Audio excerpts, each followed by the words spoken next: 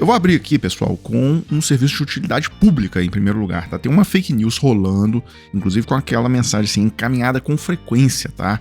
No WhatsApp. Um negócio absolutamente viral, eu recebi isso hoje de várias fontes. E lá diz o seguinte, olha: Boulos ultrapassou Nunes às 18 horas e 45 minutos. Lula ultrapassou Bolsonaro em 2022 às 18 horas e 45 minutos. E Dilma ultrapassou Aécio às 18 horas e 45 minutos também. Então, tudo é coincidência? E aí a mensagem insinua ali uma fraude, né, no TSE. Então é o seguinte, isso aqui é uma mentira grotesca, tá? Já foi desmentida pelo fact-checker do Estadão e do UOL também. É falso que Dilma, Lula e Boulos tenham ultrapassado adversários na apuração de voto às 18h45. O UOL também já fez essa checagem, tá? Que virada de Boulos, Lula e Dilma não aconteceram todas às 18 horas e 45. Inclusive o UOL coloca os tempos exatos, tá? E eu achei curioso lendo a matéria que nenhuma das viradas, na verdade, aconteceu às 18h45, tá? Boulos passou à frente de Marçal às 18 horas e 40. Em 2022, Lula passou na frente de Bolsonaro às 20 horas e 2 minutos. Isso no primeiro turno, tá? E no segundo turno foi às 18 horas e 44 minutos. E por fim, a virada de Dilma sobre Aécio no segundo turno em 2014 foi às 19 horas e 32 minutos. Bem, mas seguindo aqui, eu queria falar desse outro assunto que tomou conta das manchetes. É a notícia que está sendo mais debatida no Brasil, aqui no Valor Econômico, né? Avança na Câmara pacote anti-STF. No O Globo, eles colocaram ofensiva anti-Supremo sob maioria bolsonarista. Comissão de Constituição e Justiça da Câmara dos Deputados aprova pacote que limita a atuação de ministros da Corte. Bem, isso aqui, pessoal. Quem tá à frente desse negócio são os bolsonaristas que estão envolvidos ali no inquérito do golpe, pessoal que conspirou lá por um golpe das Forças Armadas em novembro de 2022. É esse pessoal, tá? Isso aqui é pilantragem, é picaretagem, é canalice no último grau. Isso aqui... eles estão inconformados até hoje que as Forças Armadas não deram o golpe e não transformaram o Bolsonaro em ditador da República. Aí é o seguinte, são 5 medidas, tá? Uma que dá superpoderes ao Congresso, é uma coisa que só existiu na Constituição do Getúlio na fase ditador, tá? Na fase do Estado Novo, na Constituição de 37, que é você revogar decisões finais do Poder Judiciário. Então eles criam esse superpoder que o Congresso Nacional, por 2/3 de suas casas, poderia desconstituir decisões do Supremo Tribunal Federal. E aí, além disso, eles botam ali travas nas decisões monocráticas, eles aumentam o rol de crimes de responsabilidade dos ministros do Supremo, e também eles têm aquela questão que para abrir um processo de impeachment para ministro do Supremo, assim como também presidente da República, tem que ser o presidente da casa, né? Atualmente o presidente Rodrigo Pacheco do Senado. E aí, por exemplo, o Pacheco não coloca isso em pauta, então não tem jeito de votar os pedidos de impeachment contra Alexandre de Moraes, por exemplo. Eles estão inconformados com isso. Mas eu mostro aqui que isso é oportunismo, cretino também, tá? Porque no governo Bolsonaro teve um momento ali em 2021, quando negacionismo, atraso de compra de vacina, ele cortou o auxílio emergencial de R$ 1.200, e aí a popularidade dele desabou em 2021, e aí começou um zum de impeachment, tá? Até porque ele já estava ameaçando o STF com golpe. E aí o Arthur Lira funcionou como uma muralha, como diz aqui o País Brasil. O Arthur Lira não colocava em pauta a votação dos pedidos de impeachment do Bolsonaro, porque sabia que tinha chance do plenário ali aprovar, tá? E aí o Mourão acabaria virando presidente do Brasil. Então, nessa época, os bolsonaristas não achavam ruim essa questão do presidente da casa funcionar como uma espécie de anteparo, uma instância no que diz respeito a pedidos de impeachment. Ou seja, na verdade, é oportunismo dos bolsonaristas, tá? De trazer esse assunto agora. Não é uma mudança, um aperfeiçoamento institucional, nada disso. É cretinice no último grau. Bem, mas já houve atualização sobre esse assunto, tá? Tá aqui no destaque no Globo.com. Ministros do STF aceitam limitar ações e querem assumir os ajustes, tá? Aí você clica lá, tem uma matéria do Valdo Cruz, do G1, e ele conseguiu ali informações junto aos ministros do STF, o que eles acham desse pacote que foi aprovado na CCJ ontem.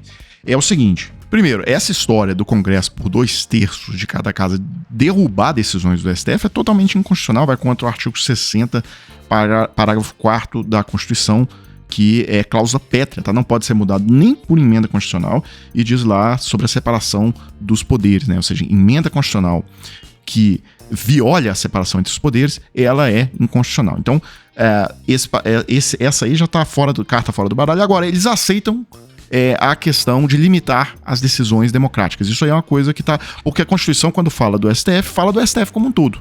Realmente não há nada especificamente de que decisões monocráticas estariam protegidas e não poderiam ser alvo de mudanças por parte do Congresso, reformas, né, por parte do Congresso. Mas o que eles alegam é que mesmo nesse caso, o STF teria que assumir a titularidade dessas mudanças. E ele, STF, né, presidente do STF, teria que, então, enviar ao Congresso o texto com essas análises. Não poderia ser um texto elaborado pela Câmara dos Deputados.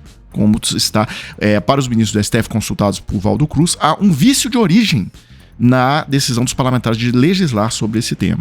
Então, resumidamente, é o seguinte: do jeito que foi aprovado lá, tá, é tudo inconstitucional. Se houver uma conversa com o STF e aí o STF assumir a autoria da PEC, tá, e ele enviar o texto para o Congresso e o Congresso votar, aí dá para conversar sobre a questão das decisões monocráticas. Tá? Limitar o uso e realmente ir basicamente tudo para o plenário. Tá? Isso é possível sim. E só para fechar, eu queria falar uma última coisa que eu não comentei no vídeo de ontem, né? A aprovação do Galípolo para o BC, com o placar mais folgado em pelo menos nos últimos 25 anos. Tá? 66 votos a favor e só 5 votos contra. E aí eu acho importante os detalhes, tá? Porque, por exemplo, na capa do Globo ontem, tá, que Galípolo é aprovado com folga no Senado e olha o que ele disse: cabe ao Banco Central perseguir a meta inflacionária. Bem, lembremos que a meta esse ano é 3%. Tá? Ela tem um intervalo de 1,5% de tolerância. Então ela pode ficar até 4,5% no limite. Mas a meta que o Banco Central calibra a taxa de juros para atingir 3%. É o seguinte, eu já tinha falado para vocês, um mês atrás mais ou menos, quando o Banco Central subiu a Selic para 10,75%, e aí veio aqui Gleisi Hoffmann e tal, falando, olha, o Banco Central, Campos Neto, vagabundo, não sei o que, tem conluio. Eu falei, olha, peraí, porque tem já 4 dos 9 diretores que fizeram esse aumento da coisa, já são indicados pelo próprio Lula. Então, esse tipo de discursinho já é inconsistente, tá certo? Falei isso pra vocês. Muita gente achou ruim, não sei o quê, mas eu tive que falar a verdade pra vocês. E aí o destino acabou mostrando que eu estava certo. Primeiro, hoje já está claro para todo mundo que o Galípolo vai manter mais ou menos o que tem aí. Essa política, ele vai perseguir essa meta que o próprio governo colocou pro Banco Central, tá? O Banco Central recebeu esse mandato do governo Lula, da Simone Tebet e do Haddad, para perseguir uma meta de 3%. Então eles vão fazer isso. E aí, a gente olha o dado que saiu ontem da inflação, a inflação tá a 4,4%. Ou seja, está no limite do limite para furar o teto, o limite do limite da meta. Então é o seguinte, quem defendeu a tese do complô, né, que havia um complô para sabotar o Brasil e tal, agora faz o quê? Né, com essa postura do Galípolo, dos diretores indicados pelo Lula, tal, faz o quê? Eu tô com a consciência limpa, tá? Que eu falei a verdade para vocês. Inclusive, só uma coisa para fechar, a Selic o Banco Central define, tá? Que são esses empréstimos de curtíssimo prazo. Agora, os títulos do Brasil de longo prazo, o rendimento quem define todos os dias, o Brasil emite esses títulos e o mercado é uma negociação todos os dias, tá? Vai da oferta e da procura. E olha aí que o Brasil já está tendo que pagar quase 7% de juro real com os títulos com vencimento para maio de 2027. Tá? Foi uma alta desde o início do ano de 1,1% no juro que o Brasil está pagando. Então não existe mágica nesse assunto. Tá? A inflação está pressionando, o Banco Central tem um mandato lá, inclusive dado pelo governo, para subir o juro para derrubar a inflação. É assim que funciona. Tá?